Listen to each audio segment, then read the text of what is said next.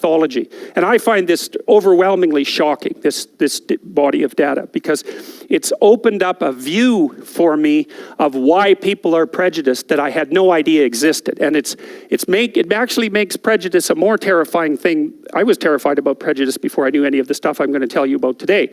But this makes it more terrifying because it locks it so deeply into people you can't believe it. And the worse than that, if you understand why it's locked so deeply into people, you also understand why it emerged as a necessity. And that's the terrifying thing. Now, so we're stuck with that now, and no one really knows what to do about it. And so, well, we'll walk through this and you can tell me what you think. So, what's the behavioral immune system? All right. According to the parasite stress hypothesis, levels of parasitic infection within a region may drive variability at both individual and societal levels. Okay, so they're talking about individual variability in political attitudes, in personality traits, both among individuals and both in the social world. And so we'll outline that in some great detail. The avoidance of death or disability through avoidance of infection is a major evolutionary driving force. For example, until times that are recent in evolutionary terms, almost 50% of children failed to survive to reproductive age, with the majority of deaths being due to infectious diseases. Now, we're less cognizant of that as modern people because of the invention of antibiotics, which we are currently in the process of destroying as rapidly as we possibly can, right? Because they're given wide scale to animals and to people to far too great a degree, and all over the world we're generating new infectious diseases that are resistant to antibiotics, all known antibiotics, and we don't have any new antibiotics in the pipeline. So although we've had a 60, 70-year hiatus where infectious diseases were well controlled, they're back on the march again. And for example, there are multiple strains that have emerged of antibiotic-resistant tuberculosis that can't be treated by any known combination of antibiotics. And those are actually this is a terrible thing, they tend to be bred in hospitals. And my guess is, if we did the epidemiology properly, that hospitals kill more people than they save. And the reason they do that is because they bring people together who have diseases and they breed infectious disease of all sorts that's antibiotic resistant. It's absolutely insane. And here's another thing we do that's completely crazy. So, if you bring cattle to a feedlot, they're fed, this is particularly the case in the US, but it's also the case in Ontario. They're fattened up on corn. And the reason they're fattened up on corn is because corn is heavily subsidized as a crop, so it's damn near free. That's why there's corn syrup in everything, right? Because it's a very low cost source of calories. And you might say, well, hooray, a low cost source of calories. Isn't that wonderful? Because that means that people who don't have any money get to eat. And right, fair enough. But the subsidy has made corn so cheap that you can feed it to cows to fatten them up because they get quite fat fast. They gain a lot of weight fast with corn. The problem is cows can't digest corn. So it makes them sick, or they digest it very badly. It makes them sick. They're not designed for it. They're designed to eat grass, not corn. And so in order to stop the cows from dying when you feed them corn, you pump them full of antibiotics. And that's one of the things that's breeding antibiotic resistance. So it's not very smart, but that's what we're doing. And no one really notices, and that's a very bad idea. So you can be sure, one of the things that you can be virtually certain of is that whatever you're worried about happening terribly in the future, it will be something else that you're not worrying about that will actually cause the problem. And this could certainly be one of those things. Local parasite types and host defense systems will typically be involved in a co-evolutionary arms race. And so at any given time, a host's immunological defenses will be specialized to be most effective against local parasite species. To the extent that a host defense system is specialized locally, contact with outgroups will be associated with an increased risk of exposure to infectious diseases against which there is no a priori immunity. Okay, I'm going to read that again because you should think about it. To the extent that a host defense system is specialized locally, contact with outgroups will be associated with an increased risk of exposure to infectious diseases against which there is no a priori immunity. Black Plague, Europe, came in on ships. Right, the Europeans started to spread out. They came back with the ships. The rats came off the ships. Poof! A third of the European population died. The relevant infection-avoiding behaviors, such as avoidance of strangers and high conscientiousness in, for example, food preparation, are assumed to arise from the operation of a behavioral immune system. The behavioral immune system comprises adaptive psychological response mechanisms that are sensitive to cues that might predict the presence of infectious pathogens and which respond with appropriate cognitive processing and affective reactions. Such a system, this is the next thing that you want to pay attention to. Such a system is likely to be oversensitive. The cost of a false positive, avoiding non-existent infection, is small relative to the possible cost, catching an avoidable infection. Okay, so you're walking through the grass and your snake detectors go off. The paraphobia of your eyes, the periphery, is specialized for the detection of things that might threaten you. And so you could say, well, you have snake detection systems in the periphery of your vision that are hypersensitive, because if you see a stick and you think snake and you jump up in the air, the cost is you jumped up in the air. So who cares that you misidentified the snake? But if there's a snake there and you don't see it and it bites you, then you're dead. So the logic is, why not set the systems that protect you to be hypersensitive, because the cost of the hypersensitivity is low compared to the cost of hyposensitivity, right? In social terms, an important component of the parasite stress hypothesis is that high levels of infection may lead to ethnocentrism, xenophobia, distrust of different others, and conformity, because such behaviors will reduce the likelihood of exposure to unfamiliar infections to which immunity has not been developed. Why is there strict sexual morality? Because promiscuity is a prime vector for disease transmission. That's one of the reasons. Conservatism as the social immune system. Disgust is considered to be one of the basic human emotions, defined by a strong revulsion and desire to withdraw from an eliciting stimulus or event. Physically, disgust is accompanied by a distinct facial expression involving constriction of the oral and nasal cavities. So that's the disgust face, which closes up your nose and your mouth so that things can't get in. Evolutionary models of disgust propose that this emotion evolved to help us avoid contaminated or harmful foods or other potential sources of disease, such as sexual contact. You know, there's lots of psychoanalytic theories about sexual shame and sexual disgust, but it's much more straightforward, as far as I'm concerned, to view it as a biological battle. There's approach systems and sexual arousal systems that are involved in moving you forward towards a sexual partner, but there's disgust systems that guard you against it, and those two things are mutually regulatory, and so you're basically stuck in the middle. It's half move forward and half be repelled, and that's partly also the balance of those two things is what helps you select a sexual partner, and people generally are quite selective about their sexual partners. So well, why are you selective about your sexual partners? Well, there's the obvious practical reasons, but then there's the reasons that are more tightly associated with biological protection. And so, even though we don't like to think that way. In addition to its role in directly helping to expel harmful foods from the body, disgust also forms an important component of the behavioral immune system, the suite of psychological mechanisms that aid in the detection and avoidance of potential contaminants before they can make contact with the body. Although disgust may have its origins in the protection against physical contamination, a number of studies have implicated disgust responses in moral decision-making. And there's been experiments that are specifically associated with the elicitation of disgust and the observation of the corresponding behaviors in the lab. So here's an example. So imagine I gave you a sterilized beaker, and I said, well, expel some saliva into it. Now wait 10 seconds and drink it. Will you? Well, people, no. You see, you made a disgust face, right? Well, the question is, why? Right, you know it's sterile, it was in your mouth seconds before, why all of a sudden have you switched from it being part of your body to not being part of your body? And also being part of your body that, well, wasn't ingested, it was part of you, to being something that there's no damn way you're going to have anything to do with. So, so that's a good example. That's a good example of the disgust mechanism in operation. You know, distinguishing between self and non-self is a very, very difficult thing, and there's multiple mechanisms that do it, and it's definitely necessary.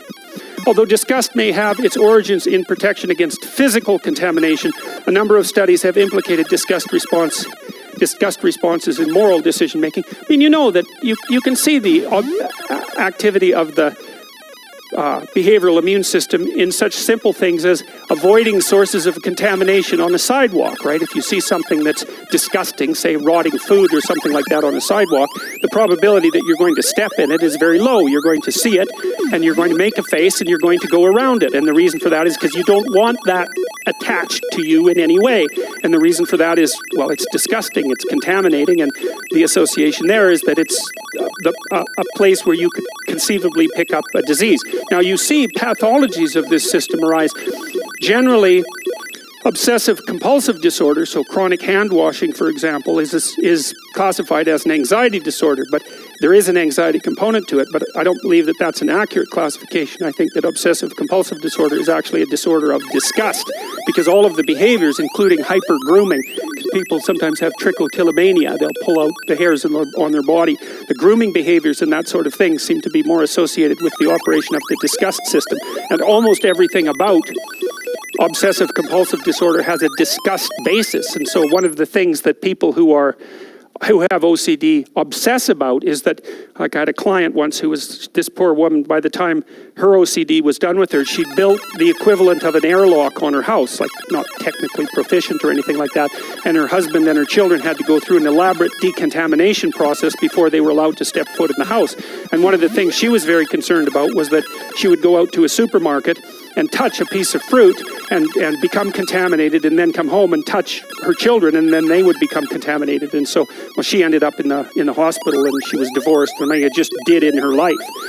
And so when people who have obsessive compulsive disorder, they'll wash their hands until the soap is gone, like a whole bar of soap, right? And you can often tell who they are because their hands are shiny from washing too much. And they'll shower. They can't get out of the shower. They'll shower until the hot water is completely gone. And so their self-cleaning mechanisms, so to speak, have gone seriously astray. And the way you treat them is by exposing them to things that are disgusting and contaminating. I had a client with OCD once. He was quite the character, and one of the things I had him do was we would look for things on the internet, pictures of things that really disgusted him. It's not that much fun, by the way, treating someone who has OCD, because I'm rather disgust sensitive, and so that was also rather hard on me. So anyways, we would look for things on the internet that he really didn't like, and then I'd print them out and have him put them on his fridge, which he did not like at all. And he had a bunch of other problems, and we got along quite well, but for a long time, I treated him for about 3 years. He would phone me like 3 or 4 times a day because he had obsessive compulsive disorder and just swear at me like mad. He'd just swear. I'd get these messages. He'd phone me, and he was just so mad at me because I'd have him put these things on his fridge, And so he'd curse and swear and yell at me, and then 2 minutes later he would phone and apologize and say he was really sorry and hoped I would continue to see him. And God, that just went on forever. But I felt sorry for the poor guy. He eventually ended up getting a puppy. See, you agreeable people. Oh, a puppy! God, unbelievable, eh? Yeah. Anyways, that was good for him because he had to go around and clean up after the puppy, eh? But that poor puppy, it was quite dominant, and the things that happened to that poor guy. So the puppy would dominate him, so he'd take it outside to take it for a walk, and he wasn't a very skilled person in many, many ways. He had a very large number of severe impediments, but he really liked this puppy. He didn't have any friends or anything like that, and he was supported by his aged mother, and it was just a catastrophe. And he'd go outside and try to walk the puppy, and the puppy would just sit down, right, because it was doing dominant stuff, and he didn't know how to overcome it. And then these crazy people from across the way who styled themselves as animal rights activists started to harass him, eh? And they phoned up his mother and told him that if she didn't take the dog away from that retard, they were going to come over and do terrible things to him. And then he got harassed on the street, and then he went to a park with his dog, and they came up to him and pushed him on the car and swiped his dog and ran off to the SPCA and dumped it there, and he had to move away from his apartment. And God, it was just an absolute catastrophe. They had plenty of sympathy for that damn dog, but no sympathy whatsoever for the guy. It was really something. Anyways, the story ended happily. Weirdly enough, he got a job with a woman who used to be a psychiatric nurse who was training dogs, and she gave him a little job setting up the dog training thing, and then he got to learn to train his dog. He was a thin guy to begin with. He lost like 30 pounds trying to learn how to take care of this puppy. It was just, I thought he was going to die, but there was no way he was going to give up that dog. And so, anyways, OCD, it's quite the bloody catastrophe. So, and it's a good thing for someone who has OCD to have a dog, right? Because dogs are messy. And so there's all sorts of things that are messy about them, but you have to kind of live with the mess, like you have to live with the mess if you're going to have a child or if you're going to have a partner of any sort. You know, you can't let the orderliness part of you get the upper hand so terribly that it's impossible for you to live. That's what happens to girls who have anorexia, by the way. You know how there's this idea with regards to anorexia that it's often high-achieving girls who have it. Well, it's hyper-conscientious girls. They get so disgust-sensitive they can't stand their own bodies. And so, for example, then they stop being able to look at their bodies properly. And so what they do, instead of looking at their whole body, they lose the ability to do that. They only can see parts of their body, and then they can't tell the difference between a part that's healthy and well-shaped and a fat part. And so anything that's what would you call, of dubious... Anything that's hard to measure becomes impossible to see. So I had an anorexic client at one point. She wasn't a very big woman, maybe about this big and thin, yes, obviously. And so I was trying to work with her on her body perception disorder, and one of the things I did was, so I had her come and sit beside me. So I was sitting like this, and so was she, and I said, well, you look at our two thighs, which one is bigger? And like mine was 40% bigger. And she said, well, I can't tell. They look the same to me. And so I said, okay, this is what we're going to do. I let her do it. I said, you take a pencil, and I'll sit on a piece of paper, and you just trace my thigh, okay? And then you can put that piece of paper underneath your thigh and trace it, and then you can look at the difference. Well, so I had her do that, and she looked at the two pieces of paper, and she couldn't believe it. She could not believe that was actually the case, because her perception had become so disordered that it was impossible for her to see the real shape of her body. And we would go outside, and I would ask her, you know, is that person thin? Is that person fat? And with other people, she could tell, but with her own body, not a chance. She couldn't see it properly at all. And so there's a real obsession with purity among women who have anorexia. No, they'd like to starve themselves right down to the bone, because the bone is sort of pure and white and there's no excess tissue on it. And so anorexia also looks like a disease of disgust. And so it's very, very difficult to... She thought in very black and white terms. One of the things I had her do at one point was, she said, I either really like a song or I don't like it at all. And I said, okay, well, you've got a music collection. Why don't you go through like 20 of those songs and rate them on a scale from 1 to 10? And she couldn't do it. It was either yes or no, orderly, right? The boundaries around the categories were absolutely segregated. And her apartment tended to be decorated in black and white. And she was hyper clean, you know, so everything in the apartment was extraordinarily orderly, well put away. She couldn't stand to see anything disgusting on the counters and that sort of thing. So very, very difficult disorder to treat, anorexia. Very, very difficult. So, and you know, you can see how it can go wrong, because food, you know, when you're eating, your disgust systems are on alert, you know, like you want the thing you want to eat, and you absolutely don't want the thing you don't want to eat, and your mouth is very sensitive to that sort of thing, you know, to the texture and all of that, and your sense of smell is very sensitive to that sort of thing, because, you know, you don't want to eat anything that's contaminated or poisonous. So it's another situation like sex, where the reward system is driving you forward to engage in a consumatory behavior, but the disgust system is right there modulating and moderating it, and there's a tension between those two things that's always at work. With the anorexic types, the disgust system gets the upper hand. So she was also extraordinarily judgmental and perfectionistic, but that goes along with it, because orderly people are judgmental and perfectionistic. And so if you're a perfectionist, often what that means is you have very high levels of orderliness and very high levels of neuroticism. And those two things chase each other around like mad, because you can't stand the idea that you would make a mistake, and you get anxious about it as well. So then you get stuck in this perfectionistic mindset, and you can't get out of it. So, inducing disgust responses, whether via a foul order, a disgusting work environment, or recalling a disgusting experience, led individuals to assign harsher punishments to others who had committed moral transgressions. So you describe a moral transgression, maybe breaking a law, you expose the people in the experiment to some disgusting stimulus, and then you have them you asked them about the probability that the person was guilty.